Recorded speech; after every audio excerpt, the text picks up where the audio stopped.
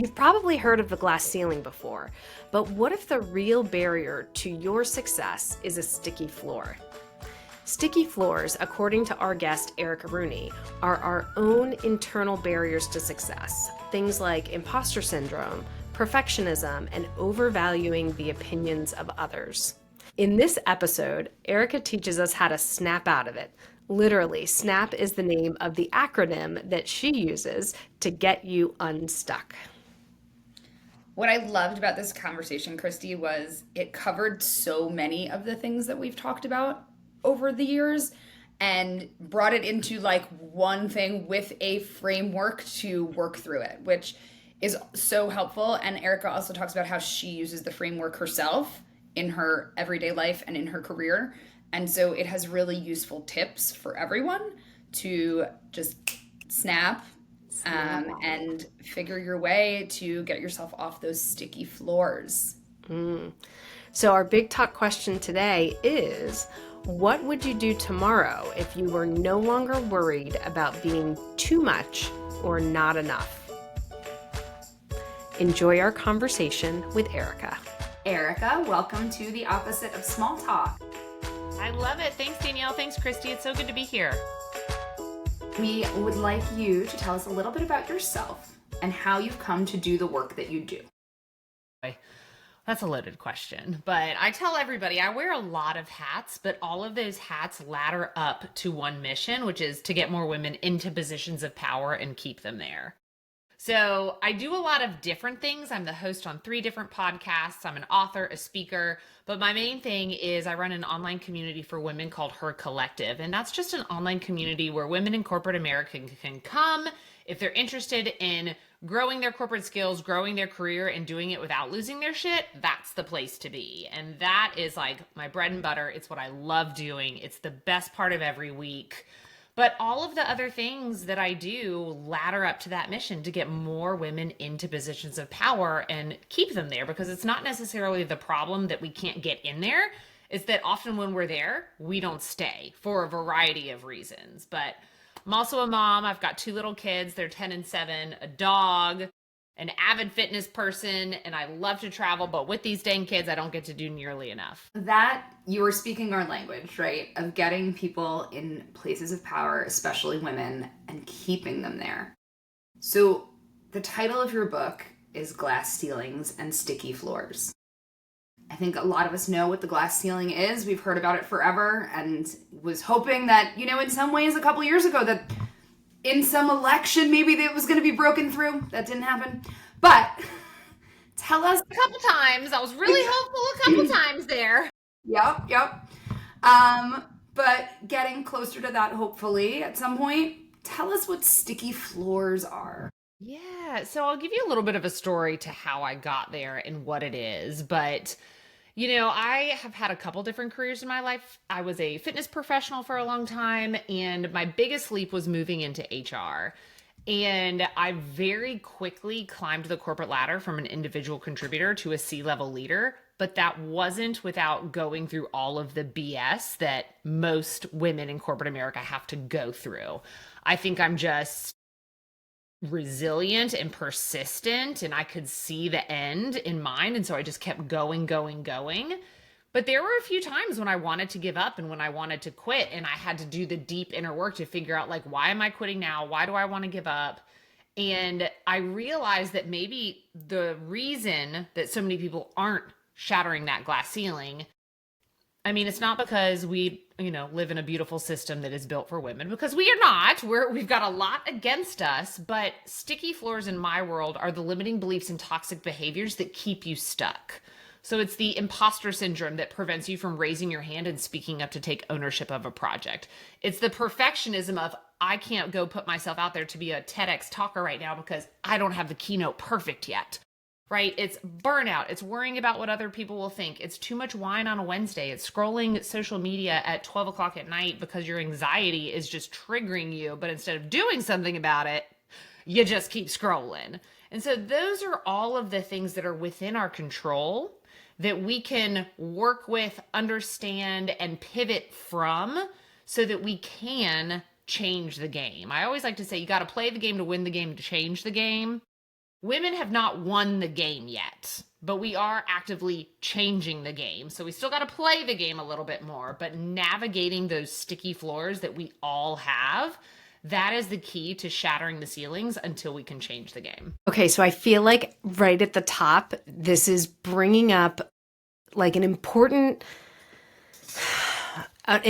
issue that we've talked about on here in the past, which is you've got a broken system, and then you've got people that are trying to operate within that broken system. And what I just want to highlight, it's interesting, Resma Sajani has her Brave, Not Perfect book, right? That was one of the first episodes that we did. And recently she put out a video where she said, I regret some of my early work on this topic because it's not the women that need to be fixed, it's the system. But while I agree that, to your point, that the system isn't perfect, what I like about what you're saying, Erica, is that you're focused on what is actually in our control. And I do think there's something to this idea where you have to operate within the system that exists so that you can get into that position of power so that you can change it. So I don't think it's an either or, like with most things, it's a both and, but just to like draw the parameters of this conversation, we're really focused on what's within our control. Is that fair? Well, absolutely. And that was kind of the whole purview from it is I felt like I didn't have any power because we kept talking about this system that was going to take generations to change, right? There was a pay gap that was 132 years wide that's getting wider as we speak, right? A representation gap, a leadership gap. And I kept hearing about all these broken systems. And I felt like, well, little old me, like I can't do anything about that. But I knew I didn't want my daughter to have to be going through the same things. And so I started by means of my podcast. I originally had a podcast that I called the From Now to Next podcast, which went through its whole rebranding story to be the Glass Ceilings and Sticky Floor podcast. But I started talking to all of these different women who were in, air quote, successful positions, high level positions, business owners. And I was asking them, like, how did you push through this broken system? How did you get through it? And what was holding you back? And I kept noticing those themes. And those are the perfectionism, imposter syndrome, fear, burnout. And I started bucketing those. And every woman had some sticky floor. Every woman was also in some broken system, right? But they couldn't fix the system, but they could change how they approached it until they were in a more, and I'll say safe position where, because the higher up the ladder you go, the more privilege you have, the more, the ability to speak out is bigger, right? Like you can take more risk in that sense, right? But if you're an individual contributor and you're just like, hey, I have no way how I can change the system or even get close to the ceiling, I'm stuck here under the broken rung. It gives you a little bit of power in a system that is so archaic and so slow to change. So I like the idea of thinking of like, what is the thing inside myself? Because when it's overwhelming to think of like, well, I'm going to go in and I'm going to change the whole system. And if not, then I'm just going to stay where I am, right? Like there has to be, I need to live in my system, right? I need to live in my life. And how do I make that better for me while making some incremental change in this larger place? And I love that work of really saying like, what are the things that are holding you back? Because it is all the same, right? The buckets you were talking about, I literally just got off a call with a client where she mentioned all of these things, all of this stuff. And so what is the way that you work with women in order to work through these sticky floors? Yeah. So I have a process and it's outlined in the book and it's called the SNAP method. And it's super cute, easy way to remember it, right? You just snap out of it, right? Just snap right on it. But it's not that simple, right? And I'll give you the high level overview of what it stands for and then we can kind of break it down. But the S stands for stop and take note of what's going on inside the body. What are the physical sensations? The N is name your sticky floor. A is ask and answer the deep and personal questions, and P is pivot, right? And so if you are struggling with, like I just talked about this, I had a big new keynote that I was delivering on Tuesday of this week, and I had so much anxiety leading up to it.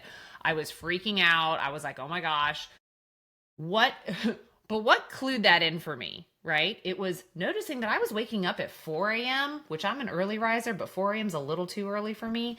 And my brain was automatically like trying to run through the lines. Where did I need to pick up? Where did I leave off? How can I got to re-strategize my whole day to get more time to practice in. This day's going to sneak up on me, right?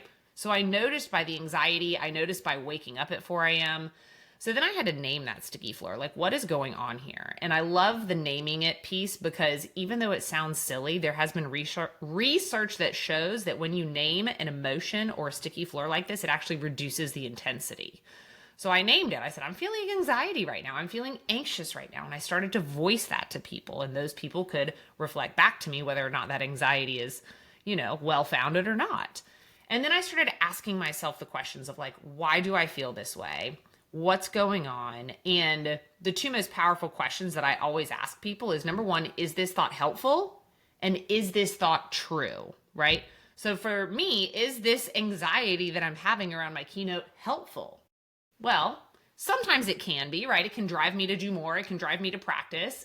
But also it wasn't being super helpful in the fact that it was keeping me up at night. It was monopolizing all of my mental energy. So overall, not helpful.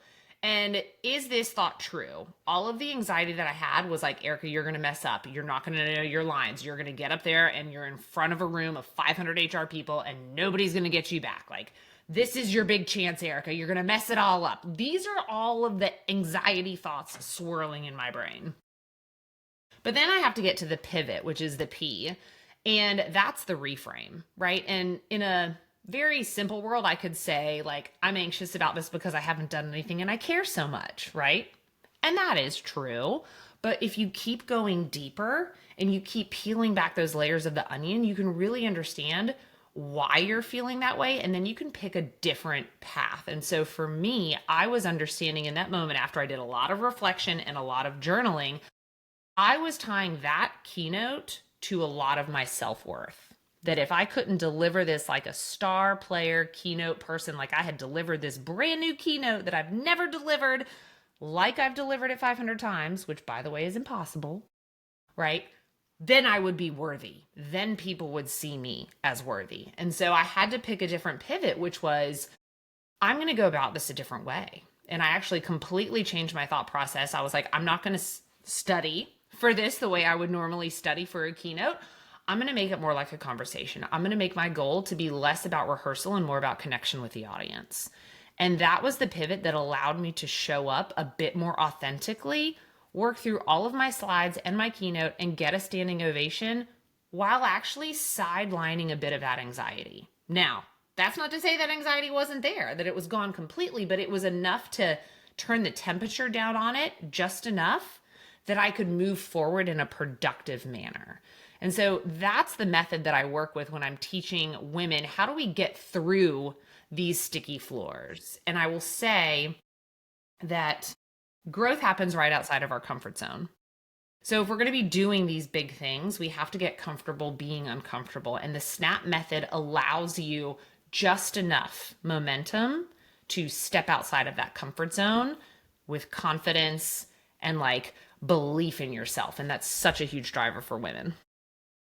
Erica, I love what you're saying here because also everyone that was in that room and probably saw you on that stage was like, she's got it all together, right? She just got up here and she just gave this keynote because she's talking about this topic and she must have it all together.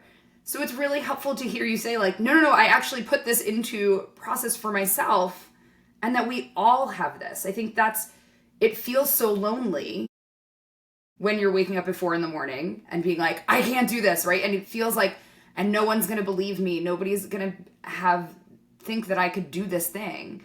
But for you to say like, oh, I'm going to get up and I'm going to give a keynote. What was your keynote about?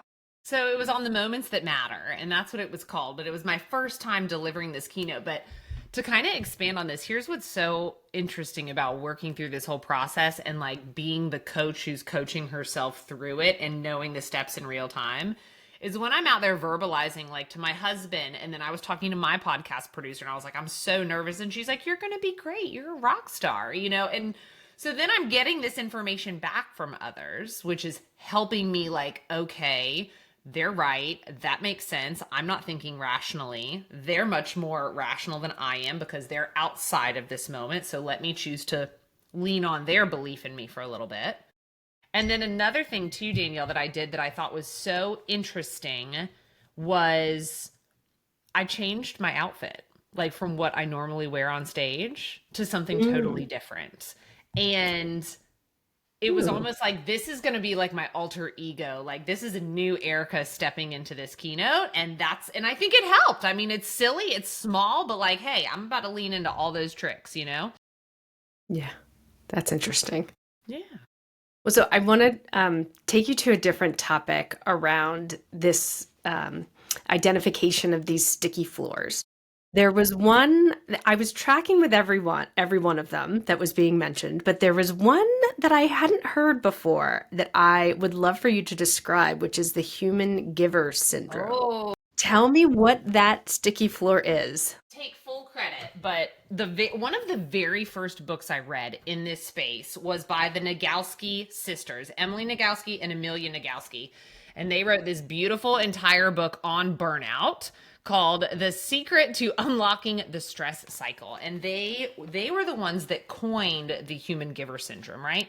And I mean, y'all can just kind of guess what that is. It sounds like what we all do as women. We pour and we pour and we pour into everybody else and we give to everybody else without ever filling up our cups. And we just get so exhausted and mentally tapped out by all of that.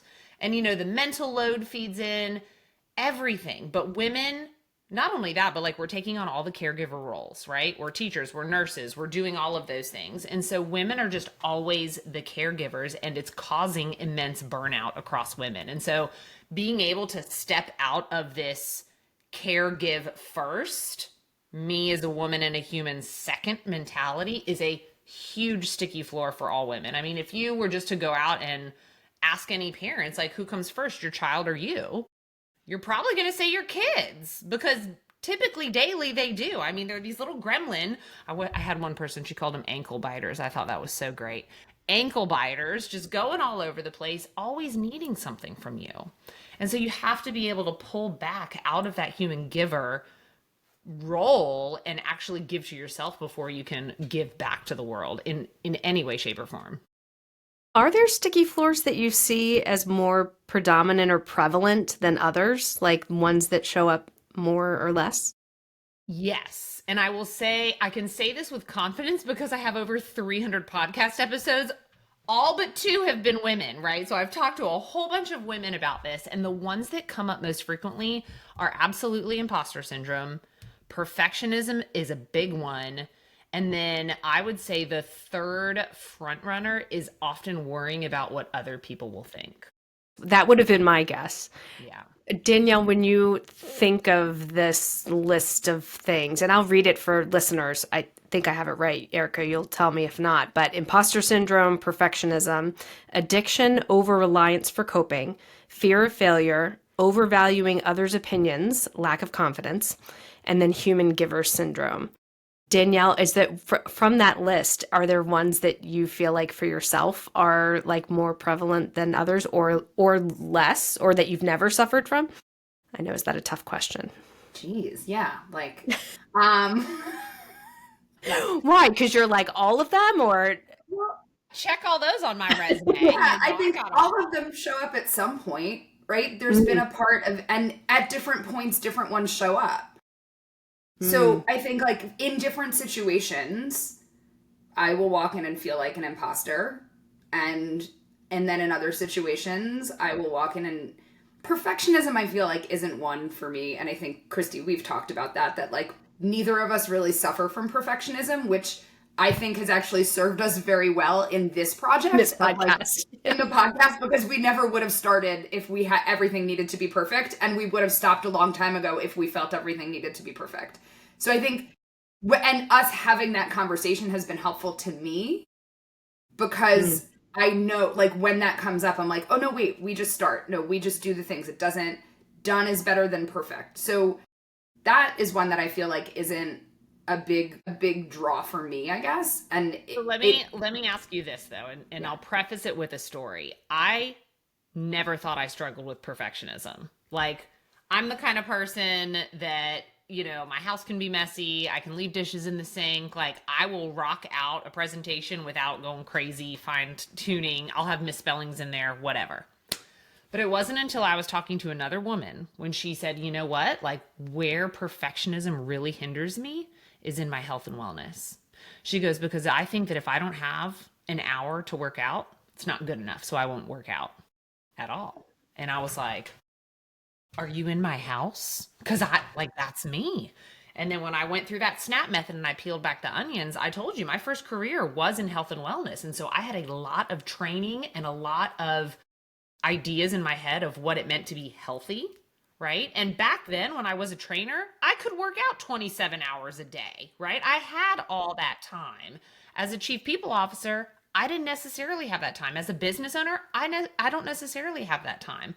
But I still had this very ingrained expectation in my head that if I didn't have this much time to work out, it wasn't good enough. And then I would sit up here. I say up here. I'm up in my second floor of my house, which also has a gym in my office. And so my husband would come in and he'd be like, oh, I only got 15 minutes. I got to do something really quick on the treadmill or on the Peloton. And I'm looking at him like, you're such an idiot. Like 15 minutes? Like, you're not going to get anything done. Well, then guess what? He came up 3 different days for 15 minutes and got 45 minutes in where I got nothing. So I'm not saying you're a perfectionist or that you struggle with it, but I challenge you to say, does it show up in certain areas of your life and not others? Yeah, and I guess I categorize that as like my all or nothing mentality. And so maybe that's just a different word for it, of that. I have that part of like, well, if I only have 15 minutes, I'm not going to work out, right? Unless I have the hour or I have that, then like, forget it. I'm just not going to do it. Or if I don't have time to sit down and do the whole presentation, I'm just not going to work on it today, right? Or whatever it is.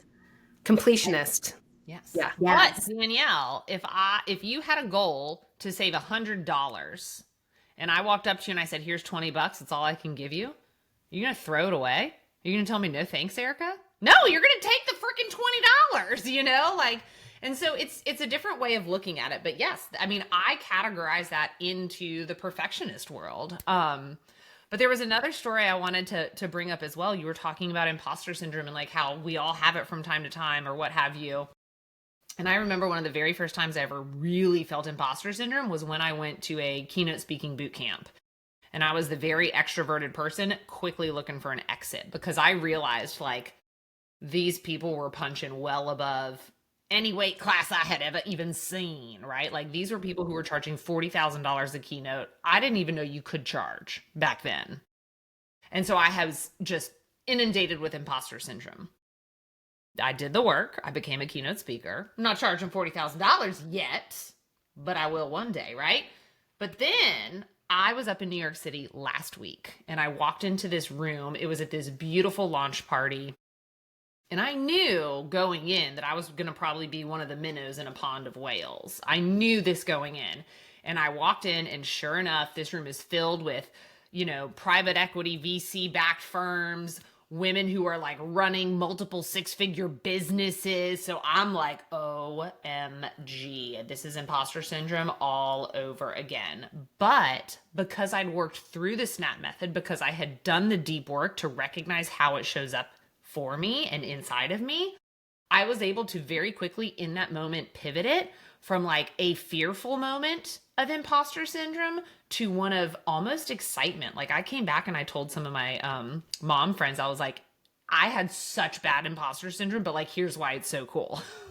And then I talked about it with them and they're, number one, they probably all think I'm nuts, but they're like, you're absolutely right. You feel it because you're on the edge of the next big thing and you're putting yourself right outside of that comfort zone again. So those feelings are normal and natural, but you work through it enough, you can end up moving through those sticky floors faster and accomplishing a lot more.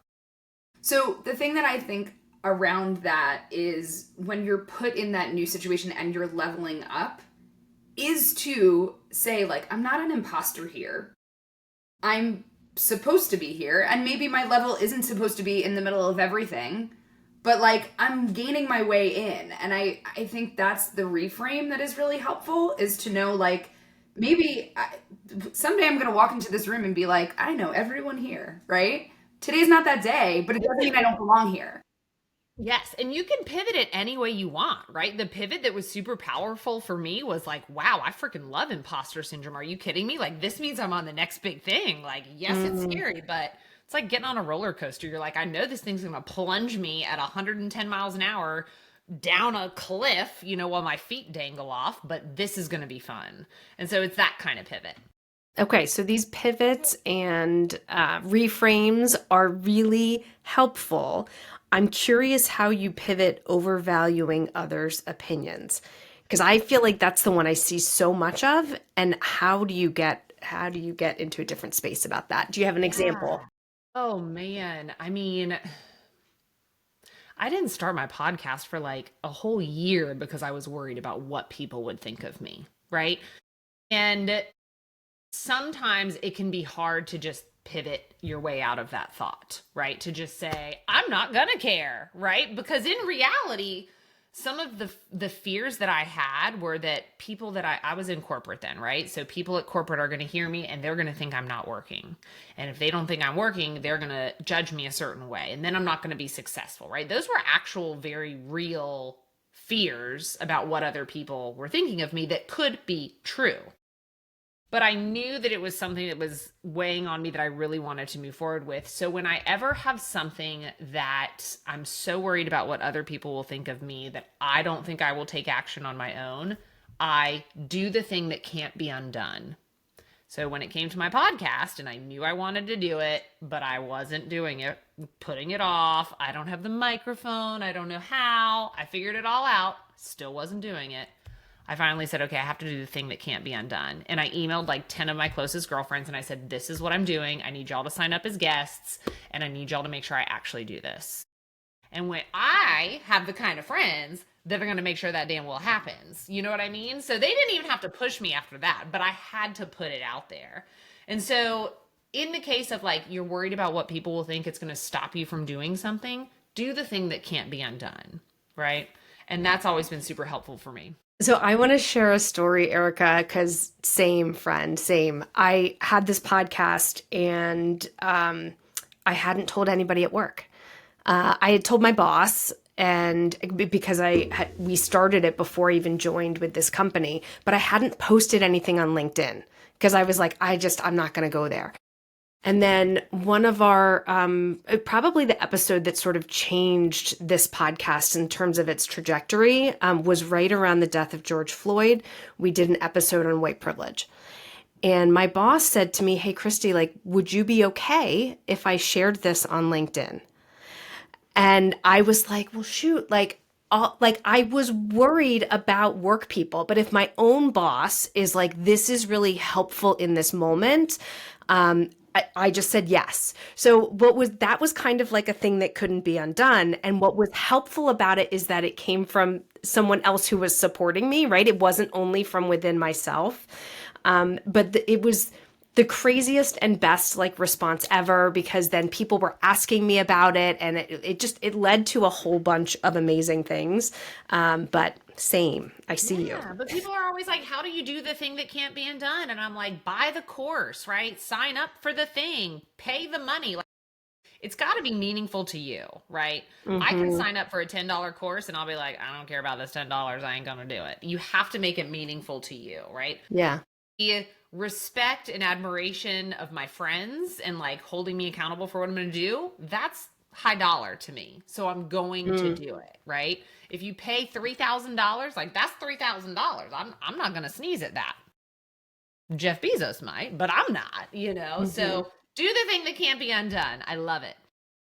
I feel like we need like a podcaster's like social group or something to like help each other, because literally the story that you were telling was exactly what Christy and I went through of like so and I remember I will say like the first episode that went out, I remember being terrified of who was gonna listen or was no one gonna listen, and I couldn't decide which was worse. Like, and then when somebody tells you that they've listened and you're like, oh no, and then it becomes the thing that you do. Like, I think that's now it's like, I don't even think about what we're doing here because I love it and I know it's powerful and I know it's something that we should be doing and we should be in this arena, that it doesn't hold the same weight because we've done it so much. Hmm. And you know, And then I almost forget, and then someone at work will be like, "Oh, I listened to that episode. That was really interesting." And then you're like, "Oh yeah, this is out there in the world, and people are consuming it." So It gets yeah, really interesting when people like your child's kindergarten teacher is like, "Oh, I was listening to your podcast," and I was like, "Oh no." yeah, it is. It is always surprising who listens and who doesn't listen. It's funny. Absolutely.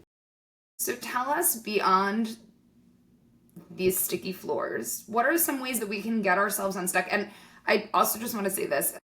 The sticky floors, what it reminds me of is like being in a frat basement in college. That's just Okay. like, because I always feel like, right, your feet always like stuck to the ground, and like that's. Yeah, and But I back in think our that's a very generation, powerful we were image. wearing the really high heels too, right? Hmm. It wasn't these Mhm. cute little tennies that everybody gets to wear nowadays. We were wearing the micro dresses and the really high heels at 2 a.m. And sticking to a floor, like and sticking to the it's floor. it's not shocking that we have these problems out in the world, right? Not But shocking. how do we get unstuck? I mean, I'm a big fan of doing the thing that can't be undone, finding the pivot, but I'm also a big fan of what I call this life by design. And this is something that I teach and I practice in her collective with the women. And we do it at the beginning of every year just because that's such a powerful time to recalibrate. But I break life down into several different buckets, and everybody's life looks different depending on what's going on. So there's friendships, marriage, community, kids, work, growth, spiritual, whatever bucket, you name it, you put it in there. And then every month, you rank on a scale of 1 to 10 your satisfaction score with that area in your life, right? Because we all have these BHAG goals, the big, hairy, audacious goals that are often hard to quantify. Things like, I want a happy marriage and I want a healthy life, and like all of these things that are very hard to quantify. But if you're ranking your marriage as like a satisfaction of a level 3, but your goal is to have a healthy marriage and you don't really have any tangible things in place, like what are we doing? So it's taking these big goals and breaking them down into these microscopic steps, and every single month looking at it and analyzing it, because one bad month, like that can happen. Both of you could be traveling. You could have had a big blow up over the bills. Who knows? But that doesn't mean you have a bad marriage, right? But if you have 12 months of that, you might have a problem. And then it's also a thing of prioritization that's got to come in there, because I get a lot of women who will see all of these buckets of their life, and the perfectionist is always like, well, I need to be all tens in all places all the time if I'm going to have a good life. Isn't that what we're all taught? But if we're honest, like in my life right now, friends are not at an all time high. I've got 2 little kids. The people I see the most are my kids, like their friends' mothers, and those are my friends now. But like my best friend who was in my wedding, I haven't seen her in like a year, and she lives an hour away.